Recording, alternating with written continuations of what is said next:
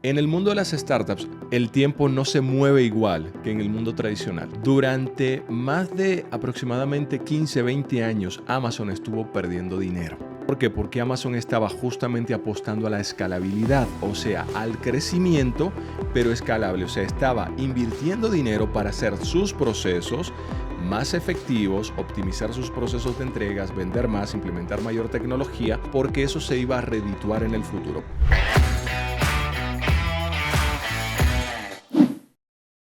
Bienvenidos a Smooth Innovation, el podcast de Blackout, en donde hablamos sobre temas de negocios, tecnología e innovación. El día de hoy, como de costumbre, me acompaña mi compañero César Ramírez, CMO de Blackout. César, ¿cómo estás? Muy bien, Alex, muchas gracias por esa bienvenida. Feliz de regresar. Estaba ausente un par de podcasts gracias a los increíbles invitados que tuvimos últimamente, pero ya aquí de regreso, contento, ¿no? De estar Volviendo hablando al contigo. formato tradicional Así es. y con un tema bien interesante, un tema que a mí me gusta mucho, que a ti te gusta mucho también, el día de hoy. Pero antes de tocar el tema del día de hoy, cuéntame tú si traes algunas noticias interesantes de la semana. Han pasado cosas muy digamos, diversas en el mundo de los negocios, la empresa, la política, los aranceles. Ha sucedido de todo. Cuéntame tú si traes alguna noticia para hoy. Sí, ha pasado bastantes cosas estos días, pero yo creo que una de las más relevantes fue el lanzamiento de ChatGPT 5 hace apenas unos días. Yo creo que esto es un gran hito para el futuro en general de las empresas y probablemente de la humanidad, porque cada vez veremos cómo la inteligencia artificial se va optimizando e integrando más a nuestras vidas, ¿no? Pero a la par de esta noticia de ChatGPT 5, me pareció muy interesante un estudio que lanzó, bueno, un artículo que lanzó recientemente en New York Times, que habla de la paradoja de la inteligencia artificial, hablando particularmente de empresas, ¿no? Que lo que mencionan es: existe para este año y el que sigue una intención de crecer las inversiones en proyectos de inteligencia artificial dentro de las empresas en un 96%. Pero también, que es aquí donde entra la paradoja, prácticamente la mitad de los proyectos de inteligencia artificial que se han corrido hasta el momento dentro de las empresas se terminan abandonando en un periodo muy corto de tiempo, ¿no? O sea, llega un proceso como de decepción sobre la implementación de la IA dentro de las empresas. Y esto es a diversas causas, debido a los costos, debido a que los resultados no son lo que esperaban, pero uno de los factores más interesantes es el factor humano, que las personas que están operando la inteligencia artificial dentro de las empresas, pues no terminan como de entenderle o sacarle todo el potencial posible que tienen esas implementaciones que están haciendo las empresas. ¿Qué opinas al respecto de esto? Esas noticias me causan mucho ruido siempre. Siempre me causan mucho ruido porque honestamente, primero que todo, siempre digo, oye, ¿de dónde sacan esa data? ¿No? Siempre, no, el tanto por ciento de las empresas hoy tiene la intención de aumentar su presupuesto en inteligencia artificial este año. No sé qué. Y tú dices, coño, pero ¿de dónde sacan este dato? No, obviamente son estadísticas, son medias posiblemente. Yo creo que la mayoría de empresas no tiene absolutamente la más mínima intención de invertir nada en inteligencia artificial ni nada. ¿Por qué? Primero que todo, hoy día todavía estamos en esa paradoja que tú bien mencionas, en donde todavía yo creo que más del 90% de las empresas ni siquiera saben lo que es la inteligencia artificial. O sea, escuchan de inteligencia artificial, hablan de inteligencia artificial porque escuchan hablar de ChatGPT, quieren montarse en la ola del meme, ¿no? De decir, sí, yo estoy a la vanguardia, estoy innovando y estoy invirtiendo y no sé qué. Pero al final de cuentas, yo creo que no tienen la intención de hacer nada, no por el hecho de que no quieran hacerlo, sino por el hecho de que no tienen la capacidad, que eso ya lo mencionamos en un episodio anterior, de que hoy día las empresas no están invirtiendo en inteligencia artificial porque su personal no está capacitado para hacerlo. Recientemente veía un chico, es una persona no se dedica al marketing, y hace unos meses yo veía sus anuncios en Instagram, etcétera, en donde lanzaba pues bastante contenido hablando de soy un experto en marketing y no sé qué, y ahora te quiero enseñar cómo hacer marketing. Y de la noche a la mañana, ahora cambió el speech y ahora toda la publicidad que lanza es soy fulano de tal, experto en inteligencia artificial. Y volvemos a lo mismo de siempre, de que hoy día se piensa que ser experto en inteligencia artificial es utilizar ChatGPT, ¿verdad? O utilizar herramientas que están allá afuera, ¿no? Es como considerarse, vuelvo y repito lo que dijimos en uno de los primeros episodios, es como considerarse experto en fogatas cuando todavía se estaba descubriendo el fuego, ¿no? Entonces, realmente yo creo que falta mucho para que las empresas se consideren expertas en inteligencia artificial y las puedan, digamos, integrar de forma interna con un personal que sepa hacerlo. Yo creo que las pocas empresas que están implementando inteligencia artificial hoy día son las que están subcontratando, digamos, empresas externas, empresas en este caso como Blackout, para que les ayuden, digamos, a implementar ciertas tecnologías y herramientas, pero de manera externa. Pero a nivel interno, el hecho de decir, voy a invertir, yo creo que es más relaciones públicas que otra cosa. Simplemente se quieren subir al tren del meme, ¿no? O al tren del mame, como se dice, y estar, digamos, para no quedarse rezagadas, ¿no? Es esa como sensación de, no, de dopamina, ¿no? Que te da el hecho de decir, ay, sí estoy en esto, pero simplemente porque te da una complacencia momentánea. Desde mi punto de vista, yo creo que hay más humo que otra cosa. Creo que ni siquiera ahora mismo el 10% de las empresas del mundo están implementando inteligencia artificial más allá de utilizar ChatGPT. Ese es mi sentir. No sé cómo tú lo veas. Sí, de acuerdo. Como mencionaste en esos primeros episodios, sobre lo que se consideraba realmente invertir en el desarrollo de inteligencia artificial, hay una gran brecha, ¿no? Entre la realidad y lo que la gente está tratando de vender, las empresas. En ese sentido, por ejemplo, aquí la data viene de McKinsey, que es una casa de investigación, donde básicamente hablan de un 94% de aumento año entre año, pero en realidad a lo que se refiere es en términos de inversión. No es que más empresas vayan a querer invertir, o que ese 5%, 10% de empresas que ya están desarrollando inteligencia artificial, pues van a duplicar esa inversión, ¿no? Entonces no es como que crezcan las empresas. Sobre los que están abandonando los proyectos, fue una entrevista a 1,000 directivos de tecnología y de empresas por parte de Standard & Poor's Global, ¿no? Sí. Igual, aclarar que esto es data global, que igual el otro día tú y yo, Alex, nos salimos a grabar un contenido de inteligencia artificial en la calle y pues la verdad es que para mí fue muy sorprendente ver mucha gente que todavía no sabía lo que era la inteligencia artificial, ¿no? Y también como la importancia de salirnos de nuestras burbujas luego, porque nosotros en mundos de tecnología asumimos que esto ya está revolucionando el mundo, cuando pues todavía estamos apenas en el inicio de la curva de adopción, ¿no? Sí, y creo lo mismo con McKinsey. O sea, estas empresas igual que están en su burbuja van y entrevistan a empresas superpoderosas, sacan presupuestos genéricos globales estimados de inversión para el año y dicen, sí, se van a invertir, no sé, 60,000 millones de dólares en inteligencia artificial este año las empresas. No, pero resulta que 59,000 millones de esos es OpenAI que los va a invertir, ¿no? O Google o Microsoft. Sí, Entonces claro. yo creo que está un poco sesgada la información a nivel general en ese sentido. Sí, de acuerdo. Y por último, juntando con esto de que abandonan como sus proyectos en inteligencia artificial, pues creo que aquí juntando lo que tú mencionas, pero también recordando lo que dijo Eric Partida en el episodio anterior, que si no lo han visto, supongo que puede aparecer por aquí, que vayan a escucharlo porque hablaba de la deuda técnica, ¿no? Y básicamente cómo también las implementaciones de tecnología, pues muchas veces se hacen únicamente, ya sea para tapar una deficiencia temporalmente, o sobre todo, como dices, pues entra un nuevo director y quiere apantallar a todos diciendo ahora nosotros vamos a ser la empresa de inteligencia artificial y pues no hay una planeación a largo plazo, ¿no? Entonces eso también creo que es una de las razones que ahorita todos se quieren montar en la ola, pero no saben cómo realmente, carecen del conocimiento técnico y por lo tanto pues no saben sacarle provecho a esta tecnología.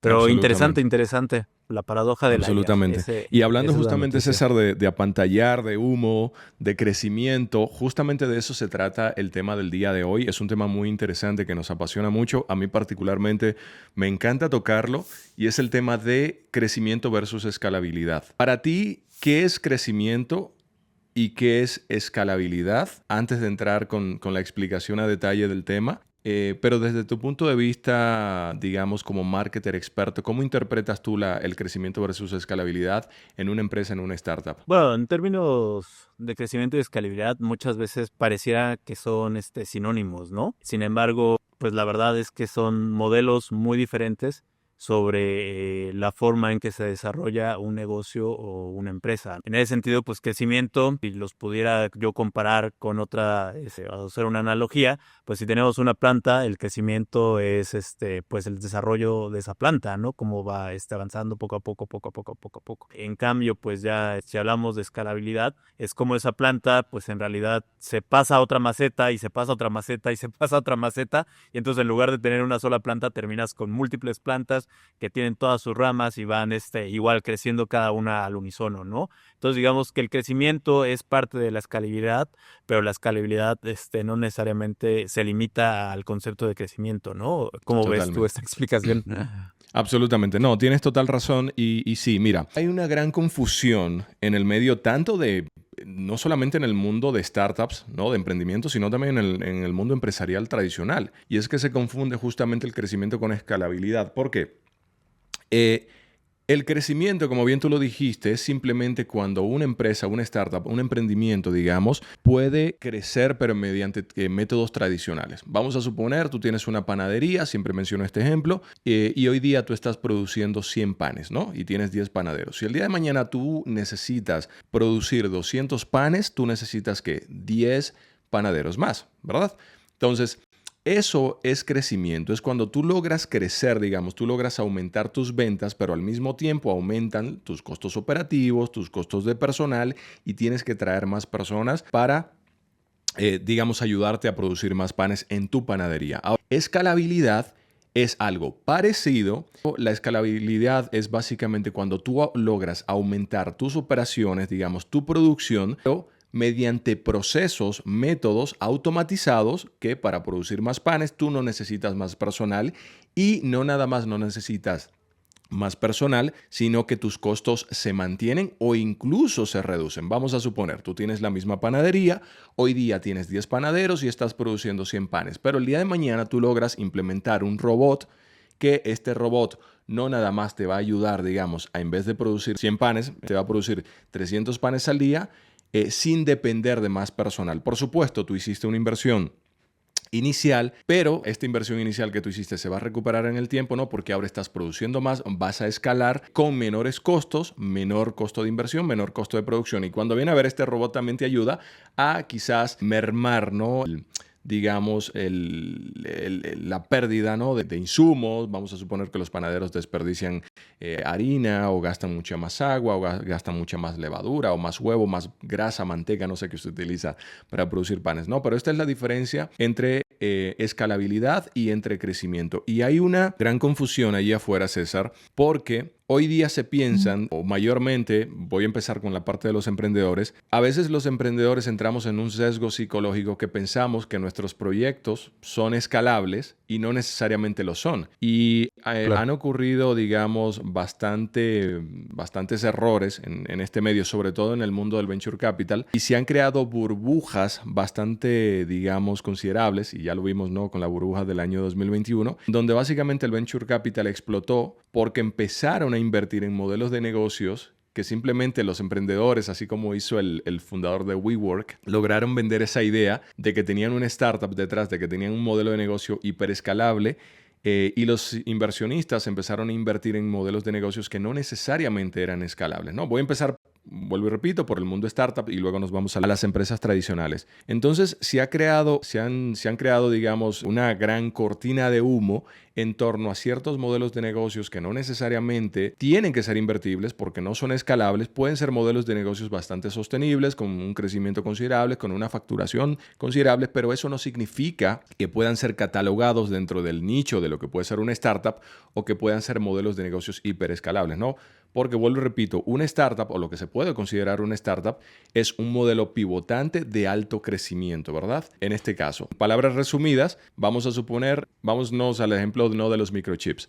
Anteriormente, cuando se empezaron a crear los microchips, crear un microchip era bastante caro. Estamos hablando de los años, ¿no? Hace 20, 30, 40 años atrás. Crear un microchip era bastante caro.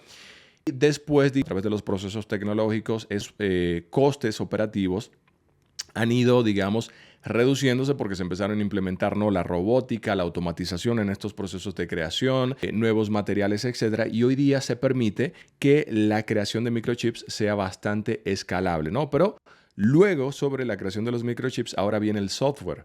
Y se empiezan a implementar, digamos, metodologías de software dentro de las empresas, y esto ha permitido que hoy día las empresas puedan, digamos, llegar a millones de clientes con un producto que desarrollan una única vez y que simplemente lo tienen que replicar en el tiempo. Y finalmente, para terminarte la idea en ese sentido, te pongo el ejemplo de WhatsApp. WhatsApp hoy día es una empresa que tiene más de 2.000 millones de usuarios, o una plataforma tiene más de 2.000 millones de usuarios. Sin embargo, al día de hoy WhatsApp sigue operando con 50 ingenieros nada más.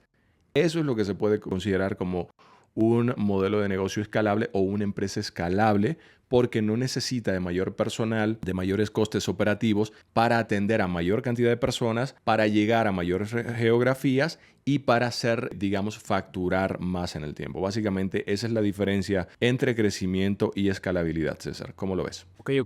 Pues me llevo muchas ideas de lo que acabas de decir. De inicio, mencionar que, o sea, no está mal tener un modelo de crecimiento tradicional. De esos negocios también son atractivos a final de cuentas, pero tal vez no para un público inversionista masivo, ¿no? Es el público de las startups. Y aquí voy a poner yo mi gorra de alumno, porque si te entendí, sobre estas diferencias entre escalabilidad y el crecimiento, precisamente es como la forma en que tú puedes crecer tus ingresos, ¿no? Digamos, yo como inversionista, si invierto 1.5, recibo 2, ¿no? Pero en cualquier tipo de negocio, ¿no? Y eso como en un modelo de crecimiento lineal tradicional. Si entonces invierto 2, recibo 2.5 y así, ¿no? Como que el crecimiento siempre va de esta manera. Pero en el caso de la escalabilidad, no necesito necesariamente hacer el mismo nivel de inversión para crecer los ingresos, ¿no? Que sería como más una curva de tipo de exponencial. Y como para ponerlo en un ejemplo, conforme a lo que te entendí, digamos que un modelo de crecimiento lineal sería, por ejemplo, un restaurante, ¿no? Donde si quiero servir más a más comensales, pues necesito más mesas, necesito más meseros, necesito más cocineros, necesito más insumos, y de esta manera, para yo vender más, necesito invertir más en todos esos rubros, ¿no? Sí, pero no necesariamente. Puedes en un modelo tradicional también implementar procesos que sean escalables sin que lo tengas que permear a toda la estructura. Te lo pongo con el ejemplo del restaurante, ¿verdad? Hoy día tú tienes un restaurante y tienes 10 mesas. Tú estás atendiendo a 10 comensales por horas, vamos a suponer, ¿verdad?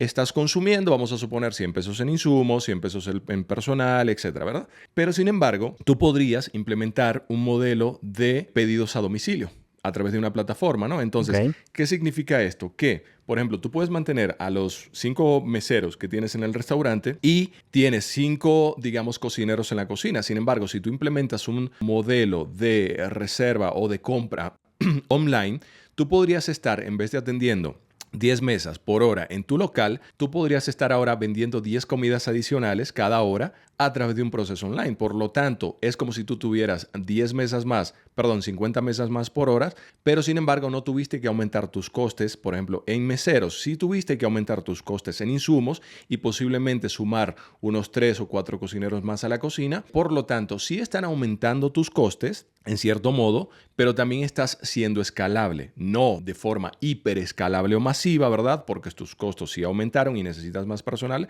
pero sí, digamos, implementaste un proceso de escalabilidad medio que te permite mantener tu modelo de negocio tradicional, pero combinado con un modelo de negocio, digamos, medianamente escalable, lo cual te permite sí tener más ingresos, aumentar un poquito más tus costes operativos, pero por supuesto recibir más ingresos para tu comercio. Entonces, digamos que puedes hacer un mix en ese sentido, ¿no? Y ahorita te voy a dar algunos ejemplos más, pero era para irme específicamente al ejemplo del restaurante. No, muy interesante. Y siguiendo con mi gorra de estudiante, ¿por qué crees que los negocios, como lo son las startups, requieren enfocarse tanto en la escalabilidad? Mira, te lo voy a poner así, de por qué las startups necesitan ser escalables sí o sí. Básicamente, en el mundo de las startups, el tiempo es una espada de doble filo. ¿Por qué? Ahí te va. En el mundo de las startups, el tiempo no se mueve igual que en el mundo tradicional. Y eso es lo que muchas veces las empresas tradicionales allí no entienden, o las personas que ven que a una startup se le mete, no sé, 1.000 millones, 2.000 millones, 3.000 millones de dólares o incluso más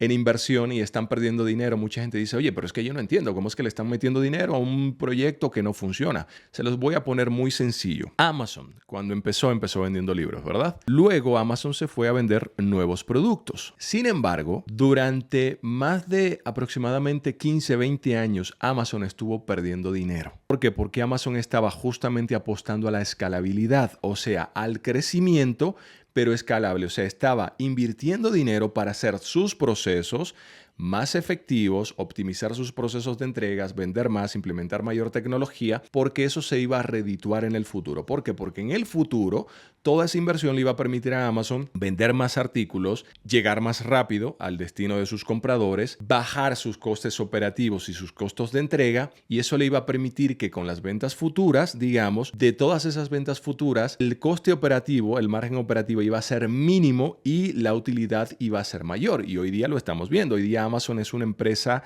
hiperescalable, digamos que gana no sé cuántos, pero tiene que ganar, digamos, más de $5 por cada dólar invertido. Vamos a poner un ejemplo. Entonces, a lo que voy es, ¿por qué las startups hoy día tienen que ser escalables? Porque el tiempo es una espada de doble filo. Las startups tienen que buscar la manera, número 1, de aumentar sus ingresos de forma exponencial. Número 2, de atraer inversión. Y número 3, de expandirse a nuevos mercados. ¿Por qué? Porque las startups, y mayormente las startups que van a modelos de negocios más tradicionales, muchas veces tienen barreras de entradas más bajas. O sea, básicamente es más fácil que venga alguien y replique el mismo modelo de negocios. Y si estas empresas, estas startups basadas en tecnología no buscan inversión para buscar escalabilidad rápida, para expandirse a nuevos mercados de forma rápida, para aumentar sus ventas de manera rápida y para atraer más clientes de manera rápida, si no lo hacen, pueden venir, digamos, competencias, pueden venir otros incumbentes en el mercado y comerles los caramelitos, ¿no? Y matar a esas startups. Vuelvo y repito, porque la barrera de entrada, a menos que estés inventando, no sé, un cohete o una nueva, digamos, medicamento con una fórmula patentada secreta que difícilmente alguien te lo va a replicar, o un modelo de negocios como el de OpenAI, en este caso ChatGPT, que es muy difícil que pues alguien lo pueda replicar, a excepción de estas grandes empresas que ni aún así lo han podido hacer. Empresas como Microsoft, Google, no han podido replicar a la escala de ChatGPT, ¿no? Entonces, por eso las startups tienen que tratar de buscar la escalabilidad rápida, porque si no viene la competencia y las puede matar. Ahora, eso no significa que todas las startups tienen que ser escalables, número 1. Eso no significa que todas las startups tienen que escalar de manera rápida, o eso no significa que todas las startups sean invertibles para buscar la escalabilidad, porque también hay una regla, y es que se puede morir de éxito. Y a veces, si tú tienes una startup, y esto no nada más para las startups, para las empresas tradicionales también, a veces si hay una frase allá afuera que dice que también se puede morir de éxito. Entonces, esto lo que significa es que si tú, por querer comerte el mercado rápido, por miedo a la competencia, número 1, buscas más capital del que necesitas o tratas de llegar a más clientes de los que puedes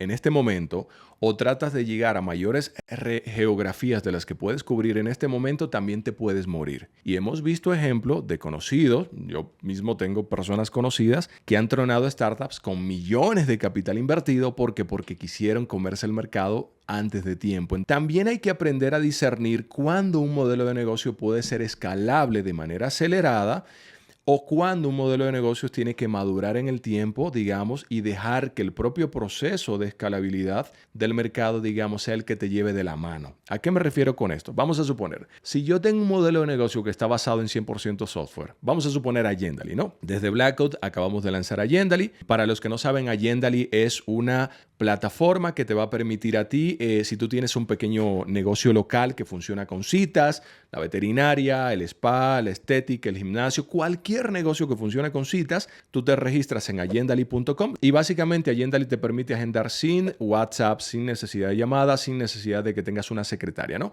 Esto a ti te va a permitir ser escalable en tu negocio tradicional, ¿no? Allí voy.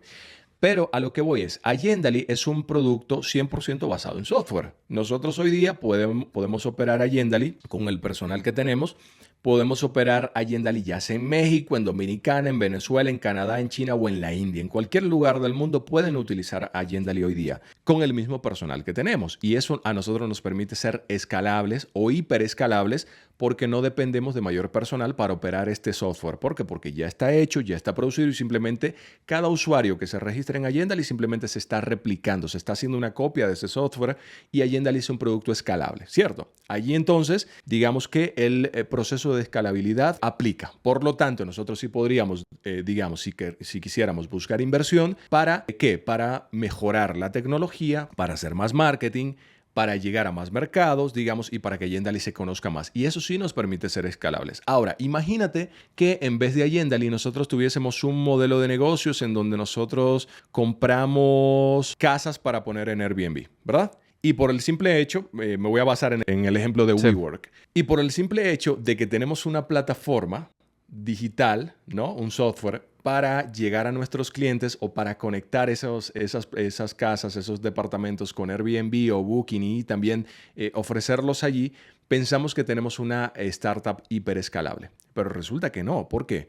Porque si yo quiero tener más casas, más departamentos en esta startup, yo tengo que comprar más propiedades, administrar más propiedades, poner más personal a trabajar en eso, tengo que invertir más en tecnología y yo puedo operar en México, pero si yo quiero el día de mañana expandirme a Colombia, yo tengo que empezar también a tener una operativa local, a comprar propiedades allí, adaptarme a la jurisdicción local. Y esto no nada más para una startup en este caso que tiene bienes físicos también, como podría ser el caso, no sé, de WeWork o un Kavak que vende autos o Sí. cualquier modelo de negocios también que tenga, digamos, logística u operativa física también. Esto también podría suceder para una empresa 100% basada en software, pero que no necesariamente puede ser hiperescalable aunque lo quiera. Vamos a poner el ejemplo de una fintech o una empresa Sí. legal. Si yo con una fintech, erróneamente, que los emprendedores piensan que todos tienen que ser escalables. ¿Por qué? Porque les han metido mucha presión, porque si tú al día de hoy estás vendiendo Sí. 10 y en un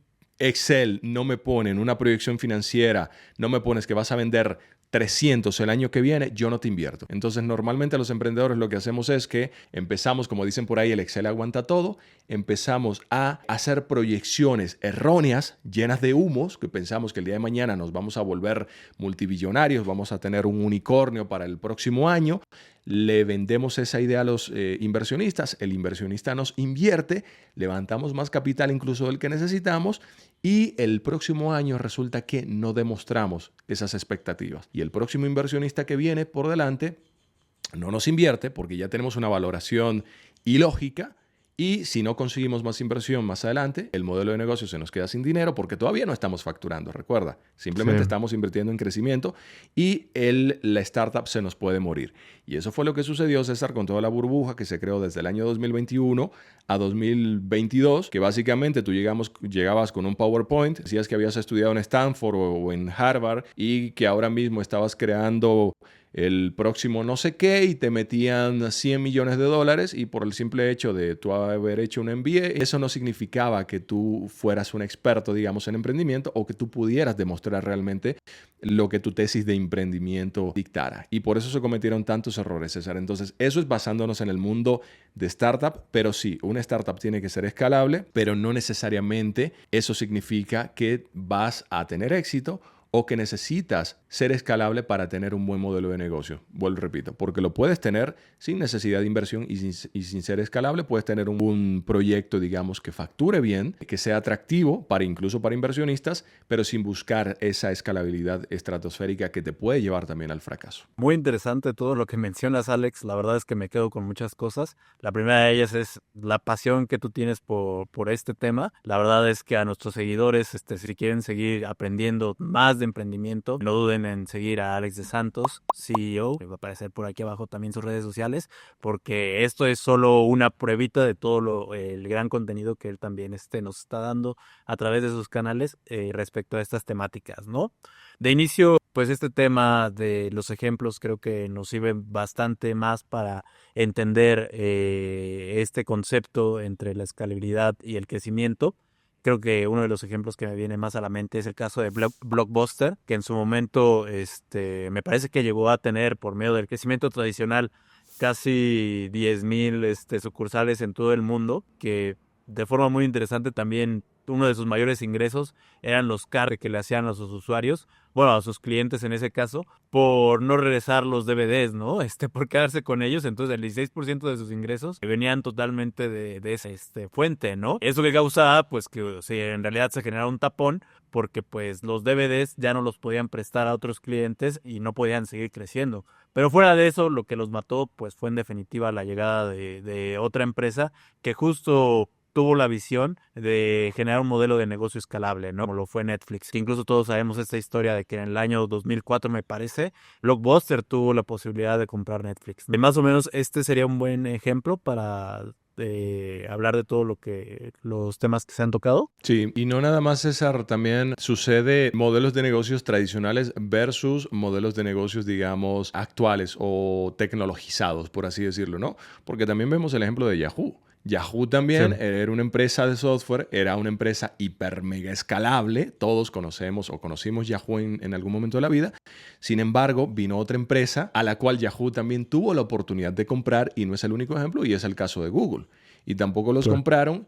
Y vino otra empresa con un modelo de negocios mucho más hiperescalable, era lo que estaba diciendo, por eso las startups o las empresas de tecnología necesitan escalar tan rápido, por eso las startups o las empresas de tecnología necesitan crecer tan rápido, porque pueden venir otras que también les coman los caramelos porque tienen modelos de negocios más optimizados, con menores costos, ¿no? Y sobre todo más nobles hacia los usuarios, que eso es también otra cosa que sucede allí afuera, ¿no? Que a veces hay empresas que tratan de ser escalables, pero abusando de los usuarios, cobrándoles más, poniendo, digamos, ciertas reglas por encima de los usuarios, como ha sido, por ejemplo, errores que ha cometido Uber, que ha cometido el propio Airbnb, ¿no? Hacia los usuarios.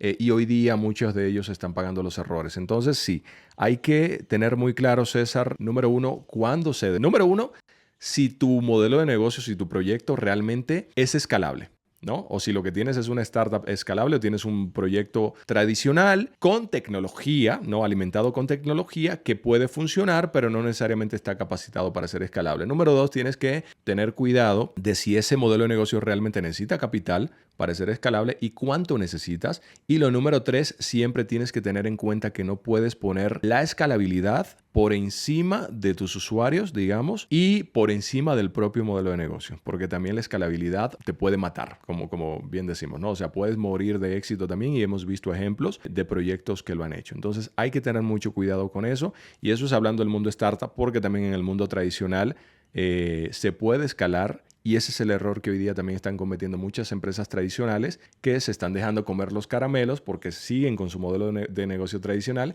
y no están invirtiendo lo suficiente en, digamos, innovación, ¿no? Investigación y desarrollo para buscar alternativas que les permitan mantener su modelo de negocio tradicional funcionando, pero a la vez, en paralelo, tener un brazo que les permita ser más escalables para evitar que vengan, digamos, otros incumbentes y les mate el negocio, como ya hemos visto que ha sucedido, como el caso de Blockbuster. Ok. Y ahora uno de los conceptos con los que más me quedé de todo lo que acabas de mencionar es el morir de éxito. ¿Cómo logramos nosotros como empresas en crecimiento crecer exponencialmente o escalar nuestros ingresos, pero no escalar la complejidad de nuestra operación? Poniendo el ejemplo de Twitter, que si bien nunca ha logrado como generar esos ingresos exponenciales o ese crecimiento de ingresos exponenciales, lo que sí creció fue la complejidad en su operación, ¿no? Con Ujú. oficinas en diferentes partes del mundo, que todas tenían como todas estas áreas de validación de usuarios, de información, etcétera, etcétera, etcétera. ¿Cómo nosotros podemos lograr eso? Crecer exponencialmente nuestros ingresos sin crecer la complejidad de nuestra operación. Mira, esa es muy buena pregunta y hay un tema interesante. Es que a veces tú tienes un modelo de negocio que no es escalable y está bien, lo puedes mantener normalito, ¿no? Como si fuese Sí. un modelo de negocio tradicional, pero con tecnología embebida, ¿no? Que te permita ser más eficiente. Mantienes los mismos costos operativos, quizás facturas un poco más, pero tienes un modelo de negocio sólido y eso funciona, eso está bien, ¿ok? ¿A qué me refiero? Si yo tengo la panadería, yo estoy vendiendo 100 panes y mañana puedo meter un robot que me ayude a hacer 300 panes, no puedo hacer 3.000 panes o no puedo vender panes en Colombia, Perú y México. Puedo vender mis panes en mi propio país, en mi localidad, en mi ciudad. Estoy siendo un poco escalable y es permitido, ¿verdad? Pero no estoy invirtiendo, no estoy, perdón, creciendo a jurisdicciones o a más público, a más ventas, Ok. porque no lo puedo hacer, ¿ok? Ese es el primer ejemplo. Pero también hay otra vertiente y es que hay empresas que a veces logran escalar, pero no logran facturar o no logran, digamos, encaminar sus ingresos con su escalabilidad. Te voy a poner el ejemplo de WhatsApp. WhatsApp Claro. es un modelo de negocio que empezó gratuito, que luego lo compra Facebook, como bien tú sabes, y que hoy día está sucediendo lo siguiente. Hoy día WhatsApp tiene un público de más de 2.000 millones de personas, ¿verdad? Que son usuarios de la plataforma. Opera con únicamente 50 ingenieros. Oye, ese es el sueño la panacea de todo emprendedor lograr eso. Pero oh, sorpresa, WhatsApp no ha podido escalar sus ingresos a lo que su, digamos, a lo que su modelo de negocio hoy día representa, ¿verdad? Y por eso han tratado de meter, digamos, algunas estrategias como WhatsApp Business, etcétera, pero aún así no lo logran hacer. Entonces, y hay otros modelos de negocios, como en el caso de Twitter, que número uno, logran escalar su modelo de negocio, digamos, su operativa, porque es una plataforma global, logra aumentar sus ingresos a cierto modo, pero también compleja la operación. Y ahí es donde se puede morir de éxito también. ¿Por qué? Y eso tiene que ver con parte con la cultura. Si tú eres una empresa de tecnología, desde el principio, desde la concepción propia de la idea, tú nada más no deberías idear cómo voy a ser escalable con este proyecto, sino también cómo lo voy a hacer lo más simple posible. Cómo no voy a complejizar mi operación para que este modelo de negocio, digamos, si escala, pues pueda hacerlo de manera simple y llegar a mayor cantidad de personas, pero facturar también la mayor cantidad de ingresos con la mayor complejidad, la menor complejidad posible. Y ahí entra la burocratización de los proyectos. Muchas de las cosas, o lo primero que hacen las startups, desde que están creciendo, es empezar a contratar personal. Personal muchas veces innecesarios. Empezamos a traer directivos de McKinsey, de Deloitte, de no sé dónde, porque pensamos que estas personas nos van a ayudar a ser más eficientes y a hacer, digamos, llevar nuestro modelo de negocios por el mejor camino. Y a veces resulta que ese es el peor error. Y ese es uno de los principales errores, traer mucho personal y personas que no están acostumbrados a operar en este tipo de ambientes. Esas personas lo que vienen es a ponerte reglas innecesarias, a burocratizar tus operaciones, a poner filtros, a que todo tenga que pasar por ellos antes de llegar, digamos, al CEO o a los directivos, etcétera, o a pensar primero en cómo puedo, digamos, optimizarle costos a la operación. Y por eso, digamos, se niegan a, digamos, implementar procesos innovadores, etcétera, ¿no?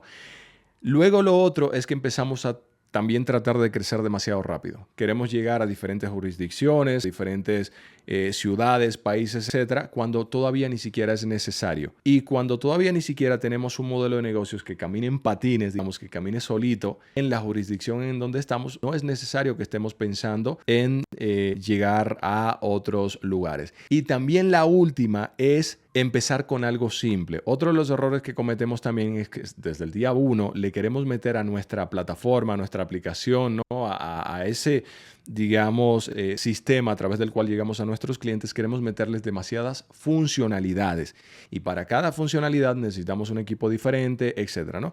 Entonces, hay que tener mucho cuidado en ese sentido también, porque a veces estos proyectos pueden llegar a tener mucho éxito, pero si llegan a tener mucho éxito, se pueden romper por el camino. Y hemos visto, por ejemplo, tú y yo estuvimos hablando hace poco del ejemplo de TikTok, que hoy día es una empresa masiva que logró escalar muchísimo, que todavía sí está buscando, digamos, su modelo de negocio ideal, apenas empezaron a tener ingresos, pero lo que nos hemos dado cuenta es que cada rato en TikTok algo se rompe. Estamos utilizando, por ejemplo, TikTok Studio para programar un contenido y se nos rompe la aplicación, se nos daña, a veces estamos buscando algo y ya no aparece, etcétera, porque justamente a veces una startup también puede morir de éxito, porque tratamos de crecer mucho más rápido de lo que realmente podemos operarla. Entonces tenemos que tener cuidado con eso y hemos visto el caso de Twitter también, pero el caso de Twitter también es más una cuestión de cultura, también es una cuestión, es una manzana que estuvo podrida desde el inicio por la naturaleza en sí de su propio modelo de negocio y de qué se trata. Entonces son cosas que hay que tratar de evitar. Número uno, no tratar de escalar demasiado rápido,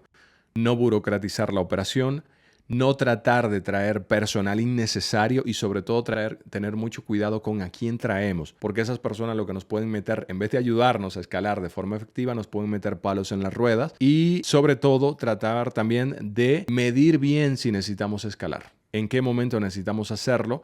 Porque si lo hacemos antes de tiempo, eso es lo que nos puede matar de éxito porque podríamos no estar preparados para ello. ¿Ok? Es como básicamente, si hoy día yo puedo correr un maratón de 100 metros, el día de mañana, antes de yo poder correr un maratón de 500 metros, me meto a una competencia para correr 5 kilómetros. O sea, es claro de que me van a pasar por encima los corredores que están a ese nivel. Entonces hay que tener mucho cuidado y simplemente pues seguir las etapas, dejar que todo madure, que el modelo de negocio madure y que el propio mercado, digamos, nos vaya guiando de la mano y sea quien nos ayude a crecer con la operación justa y los recursos necesarios. Muy interesante y creo que un punto aquí pivotal es la transparencia, ¿no? Justo como mencionabas al inicio, muchas veces por querer nosotros mostrarnos como una empresa que va a facturar los millones y la más atractiva para los inversionistas, nos ponemos metas inalcanzables de crecimiento, ¿no? Y en ese sentido,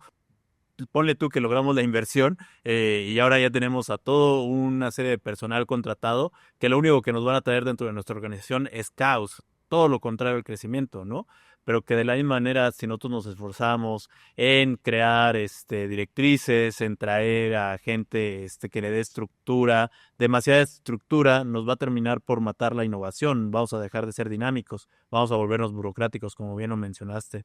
La verdad es que todo este tema es muy, muy complejo, pero también fundamental para el tema de crecimiento de negocios. Yo me llevo como mi mayor aprendizaje ahorita de esta plática, lo que mencionabas de que también de éxito se puede morir. Absolutamente, de éxito se puede morir. Hay que crecer, hay que tratar de buscar modelos de negocios innovadores, hay que adaptarse, aun si tienes un modelo de negocio tradicional, hay que tratar de innovar, hay que invertir, por supuesto, en investigación y desarrollo, sobre todo las grandes empresas tradicionales. Pero hay que tener mucho cuidado porque no siempre se necesita escalar, no siempre es necesario escalar, pero si consideras que deberías de escalar, hazlo de manera cuidadosa y optimizando justamente los procesos para que esa escalabilidad pues sea efectiva, sea positiva, sea dinámica y sea flexible para que el día de mañana pues puedas incluso seguir creciendo más, pero sin morir de éxito. Y yo creo que aquí también un buen consejo, Alex, para no acomplejizar tu estructura y tampoco